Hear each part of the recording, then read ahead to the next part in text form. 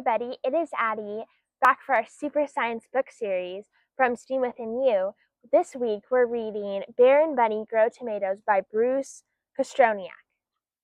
Have you started your garden this summer? Well, I have. So let's begin. One winter, Bear decided to grow tomatoes, and so did Bunny. In spring, Bear began by digging a place for his tomato garden. Bunny didn't want to waste time preparing anything. He pounded his pack of seeds on the hard, weeded ground. Bear took care to rake all the clumps, stones, and weeds out of his soil. Bunny put a sign and went for a folding chair. It says, Bunny said, "Tomatoes may be large. Watch your step, Bunny." Bear worked hard pulling out all of the weeds and hauling all the stones away from his garden.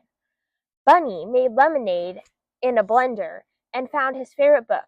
Then he got a big pillow to watch his garden grow.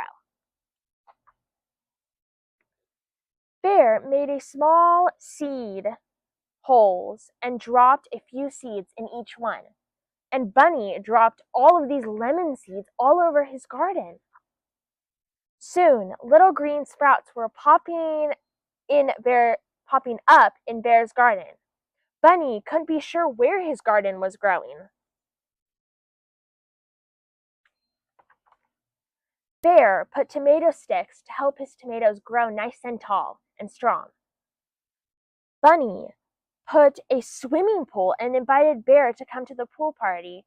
"Maybe some other time," Bear said. "I'm busy right now." A gentle summer rain fell as Bear went out to weed his garden. Now the tomato plants were almost up to the top of the stick. But in Bunny's garden, the weeds were growing almost to the top of the windows. At night, Bear slept lightly so he would be able to hear anyone who was uninvited into his garden. "Who's there?" he growled. Bunny slept like a ball of yarn. By August, Bear's plants were bursting with large, juicy tomatoes. "I know my tomatoes are here somewhere," Bunny said. Bear ran out of boxes and baskets to put his tomatoes in. "Now, what will I do with all these tomatoes?" he wondered. Bear took 2 boxes of tomatoes and made his way to Bunny's yard. "I know you've been growing tomatoes too," said Bear, "but I'd like to give you these. Maybe you can have a few extra." "Thank you," said Bunny. "I do have a tomato garden. I just can't find it.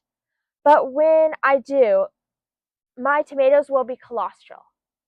I chose to read this book because I think it shows how important it is to persevere and push through. Like what Bear does, he shows that you have to work hard to get your giant tomatoes, to get your garden.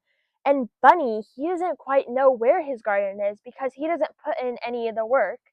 Just like with science, if you want to discover something you have a question about, you can't just sit there and go, "Oh, well, I'll find it out someday." You got to persevere and work through the work to find out what's going on. So go eat a tomato.